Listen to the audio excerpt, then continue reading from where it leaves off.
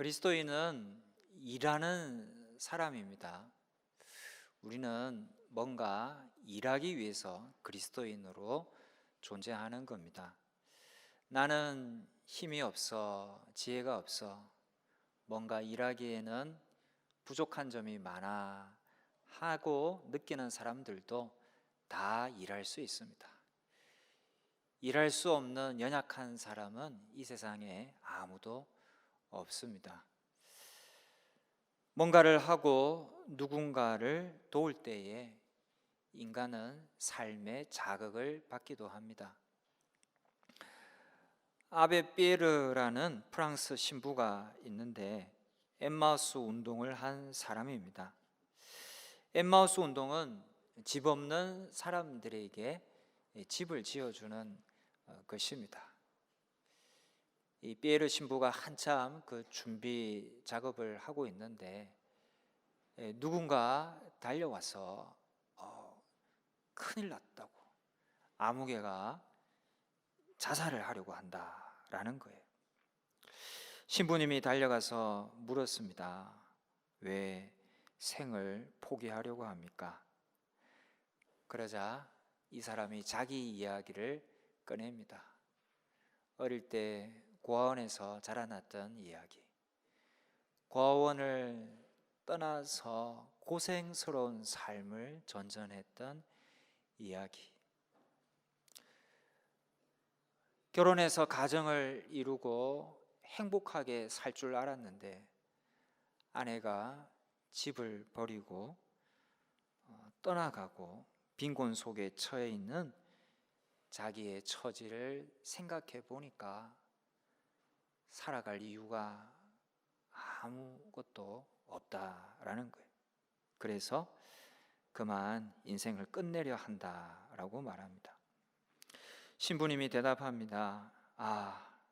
듣고 보니 정말 죽고 싶은 당신의 마음을 알겠소. 그런데 기왕 죽기로 작정했으니 죽기 전에 나를 좀 도와주지 않겠소? 내가 집 없는 사람 위에 집 지어주는 운동을 하려고 하는데 당신의 도움이 필요하오. 좀 도와주시오. 그러자 이 사람이 죽기를 포기하고요, 신부님을 도와 엠마우스 운동의 초창기 멤버가 됩니다. 그는 나중에 회고하듯 이야기합니다. 그때 아베 피에르가 자기에게 와서 훈계를 늘어 놓았든지 몇 푼 돈을 쥐어 주었든지 했다면 나는 죽었을 거라고. 그러나 그분이 와서 나를 도와달라고 얘기했기 때문에 자기 삶에 의미가 발생했고 그 일을 하다 보니 살아갈 이유가 발견됐다고 말하는 겁니다. 여러분, 내가 뭔가를 하고 남을 도울 수 있다는 것, 삶의 자극이 되는 거예요. 생의 의지를 불러 일으키는 것이고 인생의 보람을 느끼게 만드는 겁니다. 그리스도인도 바로 그 맛에 사는 사람들이에요. 해서 우리도 열심히 일하는 겁니다. 그런데 그리스도인의 일은요, 좀 수준이 있습니다. 그저 세상적, 인간적, 자기 유익을 위한 일로만 끝나는 일을 우리가 하는 게 아니에요. 우리의 일은 수준이 있습니다. 그 일은 하나님의 일이요, 또 믿음의 역사가 되어야 합니다. 예수님이 하셨던 그 숭고한 일과 정신을 본받아서 따라서 우리는 일하는 겁니다. 우리는 어떻게 그런 일을 할 수 있을까요? 첫 번째는 지난주에 말씀드린 대로 기도입니다. 예수님은 내 이름으로 무엇을 구하든지 내가 행하리라 라고 하였습니다.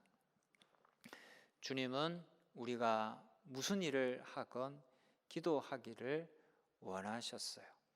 우리는 일할 때 기도해야 합니다. 성령 안에서 예수님 이름으로 기도함으로 지속적으로 하나님의 뜻을 묻고 구해야 합니다. 그럴 때 우리가 하는 일은 이 하나님의 일인 거예요.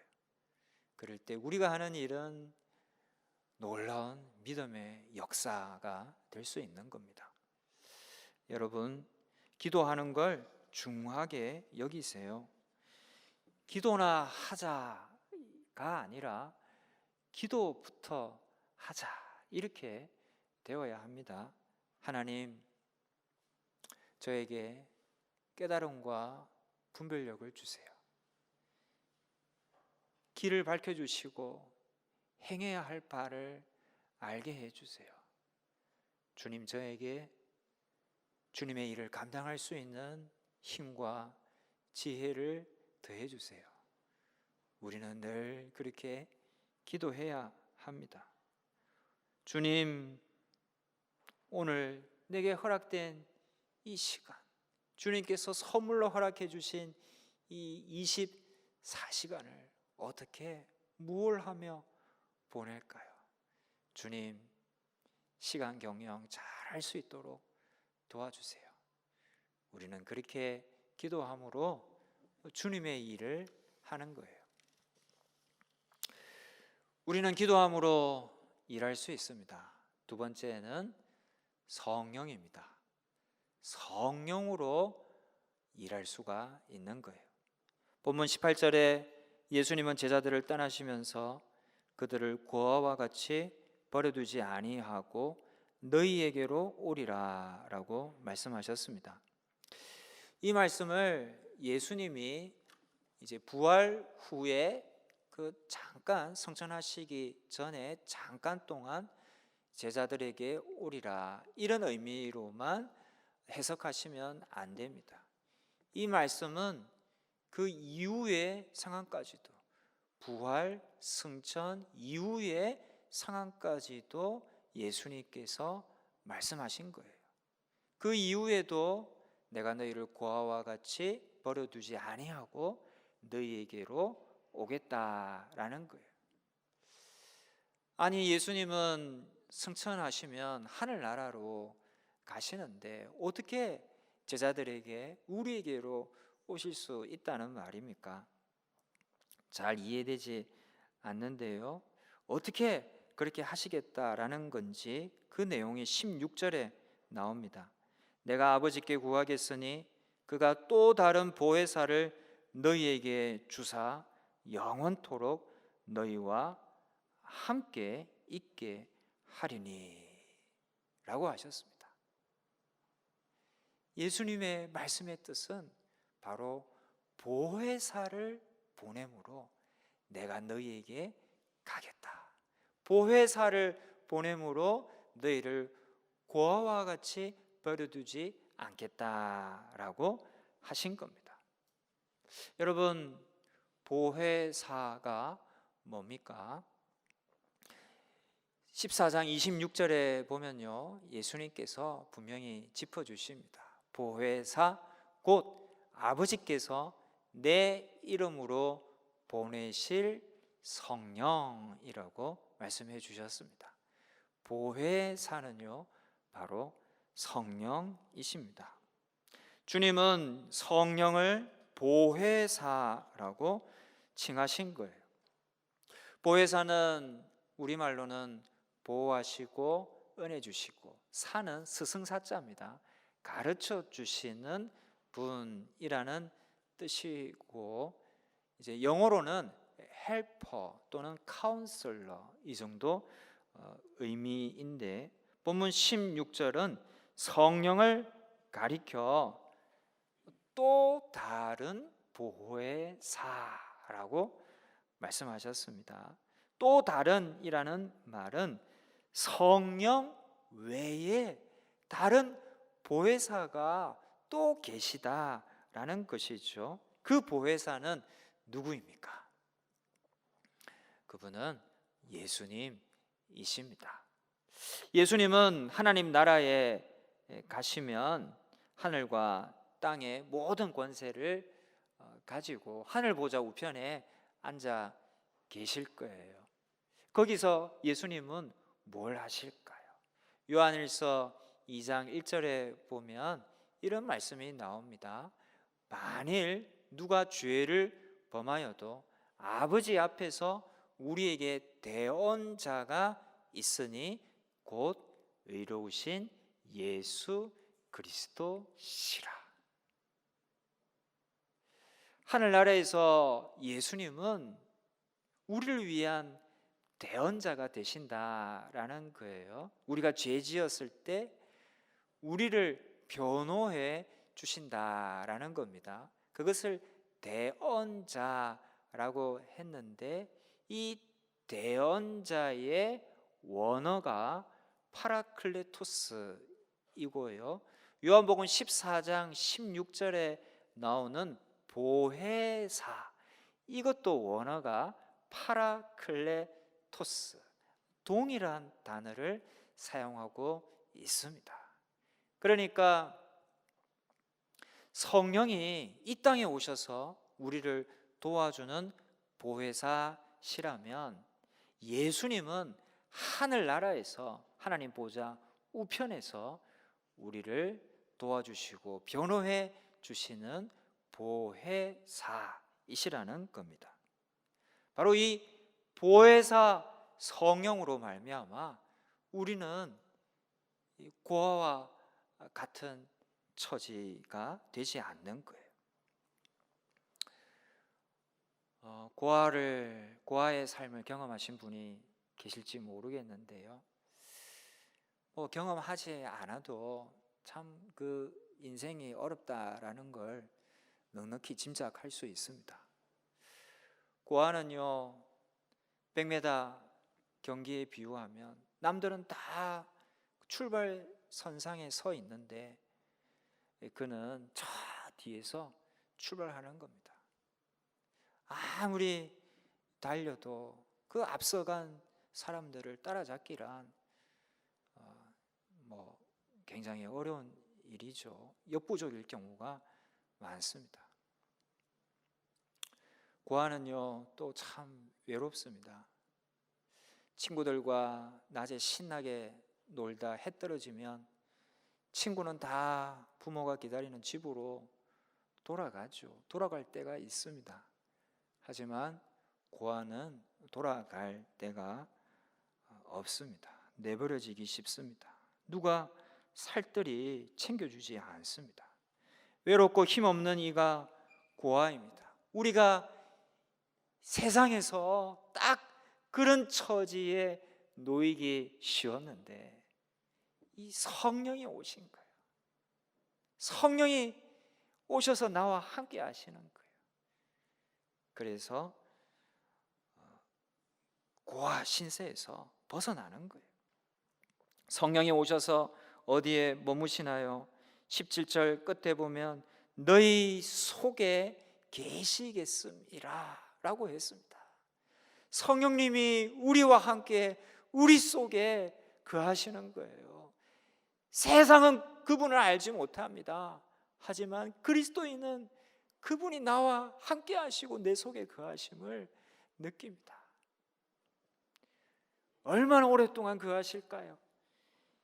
16절에 영원토록 너희와 함께 있게 하겠다라고 하셨습니다. 성령이 영원토록 우리와 함께 하시고 우리 안에 머물러 계십니다.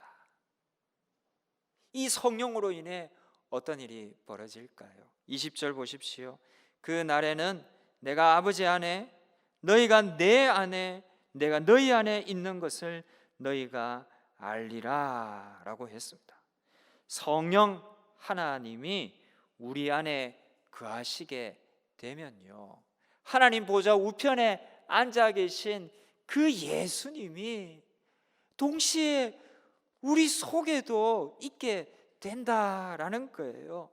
즉 우리가 성령으로 인해서 성령이 내 속에 거하실 뿐만 아니라 성자 예수님도 내 속에 거하시게 된다라는 거예요.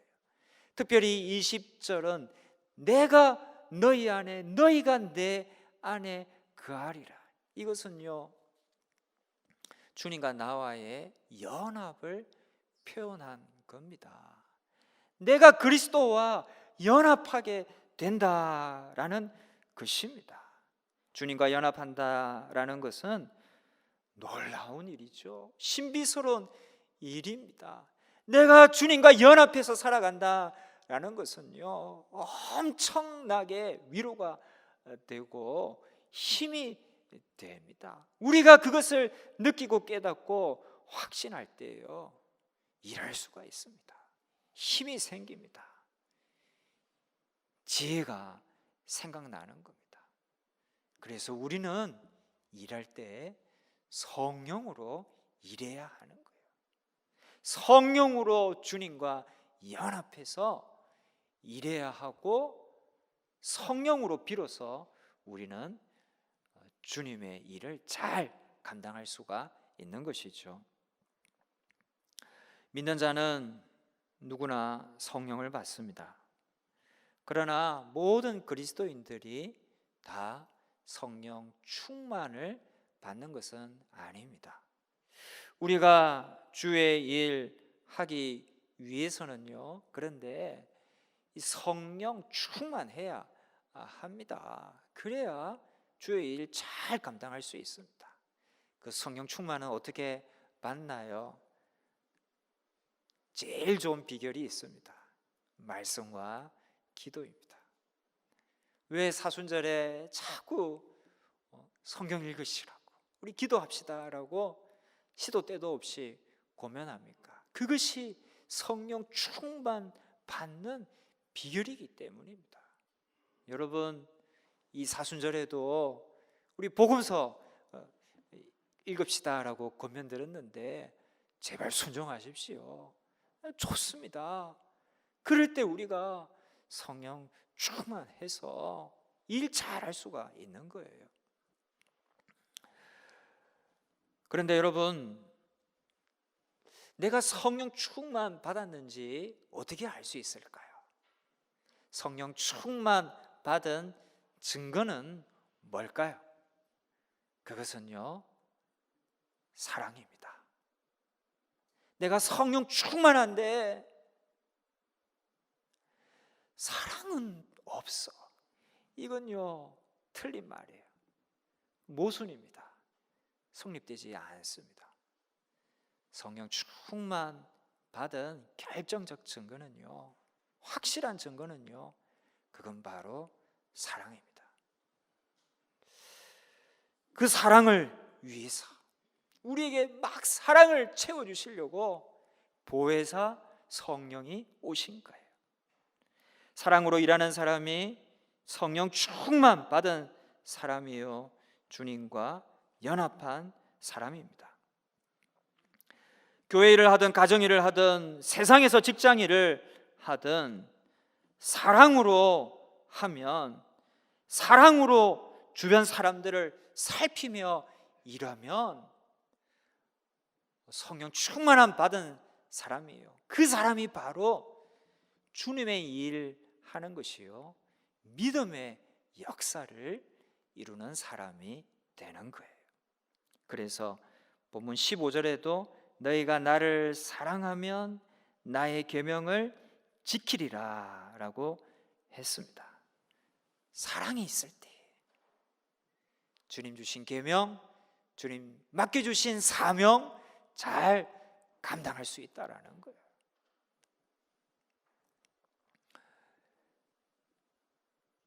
현재 우리나라의 감사원장이 최재형 씨라는 분입니다. 원전 감사일로 얼마 전에 언론에 아주 많이 오르내렸던 사람이 있죠. 이분의 정치적 성향은 잘 모르겠고요, 또 그것은 저의 관심사가 아닙니다. 다만 제가 말씀드리고 싶은 것은 이분 부부가 아주 독실한 크리스찬입니다. 이 크리스찬으로서 아주 사랑의 본을 잘 보여준 가정이라는 거예요. 그 말씀을 드리고 싶어요. 몇 주 전 양부모의 끔찍한 학대로 사망한 정인이 사건으로 인해서 이 입양이라는 것이 사회적 화두가 떠올랐을 때 두 아들을 입양에 어엿하게 키운 이 최재형 감사원장 부부의 그 대조적인 입양 이야기가 세간의 이목을 끌었습니다. 최 감사원장은 자기 자식이 이미 둘이나 있었어요.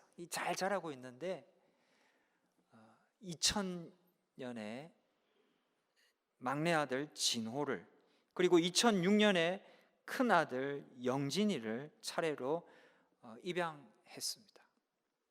이 아이들을 입양할 때 그는 자기 아버지에게 이렇게 말했다고 합니다. 사람은 태어나면 행복하게 살 권리가 있습니다. 하지만 세상에 태어나자마자 불운한 아이들이 있습니다. 이런 아이를 입양해 사랑으로 키우겠습니다.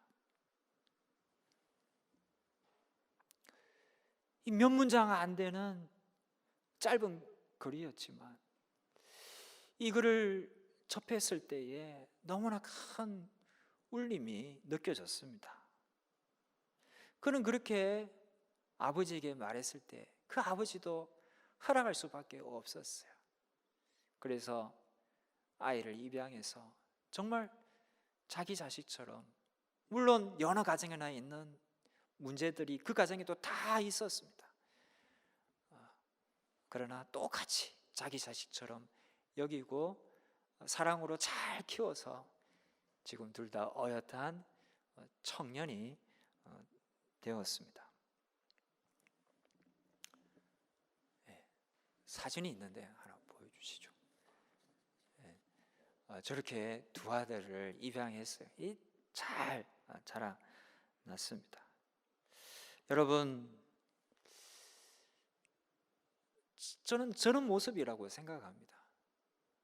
입양까지는 못하더라도 저렇게 적어도 남을 사랑으로 대하려는 모습, 그 마음, 그것이 바로 성령 충만한 자의 모습이다라고 생각합니다.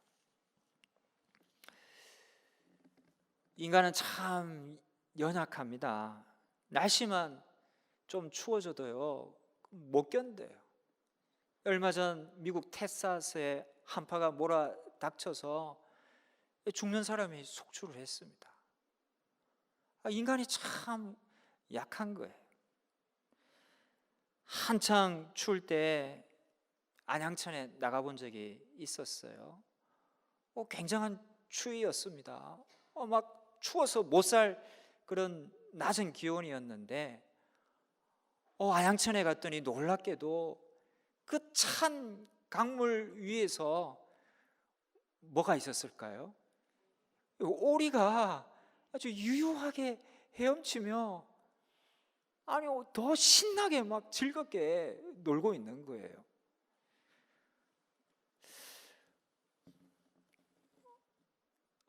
참 신기했습니다. 인간은 지금 추워 막 죽어가는데 오리가 뭡니까? 인간에 비하면 미물이죠.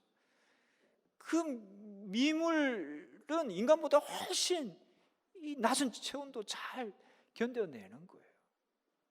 인간이라는 존재는요, 그 오리보다 더 약한 존재로 지원받은 겁니다. 왜 하나님은 인간을 그렇게 약하게 지으셨을까요? 그런 질문을 한 번은 제 아내가 집에 애들에게 했대요. 그 아이 말이 서로 사랑하면서 살라고, 서로 도우면서 살라고 하나님이 인간을 약하게 지으셨다라는 겁니다. 그렇구나. 인간은 사랑해야 되는구나. 인간은 도우면서 비로소 살아갈 수 있구나. 그 평범한 진리가 새롭게 깨달아졌습니다. 이 세상에는 참으로 많은 문제들이 있습니다. 그 문제들이 왜 생겼을까요? 은사, 재능, 능력, 물질의 부족일까요? 아니요. 그보다 더 중요한 게 부족합니다. 그것은 바로 사랑의 부족입니다. 가장 바탕이 되고 풍성해야 할 사랑이 없어서 사람들은 싸우고 상처 주고 원망하고 갈라서고 일을 그르치는 거예요. 사랑의 부재가 늘 문제입니다. 사랑을 채워야 할 것입니다. 마음의 탱크 안에 성령으로 말미암은 사랑을 채워야 할 것입니다. 그래서 그 사랑을 흘리고 베풀고 나누는 모습, 그것이 바로 성령 충만 받은 자의 모습이요 그리스도인이 해야 할 일입니다. 성도 여러분, 그리스도인은 일하는 사람입니다. 열심히 일합시다. 첫 번째는 기도로 일하는 겁니다. 두 번째는 성령으로 일하는 겁니다. 성령으로 일하면 틀림없이 사랑이 나오게 되어 있습니다. 성령 충만은 곧 사랑의 충만입니다. 오늘 한 주도 사랑으로 충만해서 일하고 봉사하고 기여하고 누군가를 도와주어서 그리함으로 내 삶의 의지도 불태우고 인생의 보람도 느끼며 살아가는 저와 여러분 다 되시기를 주님의 이름으로 축원합니다. 기도하겠습니다.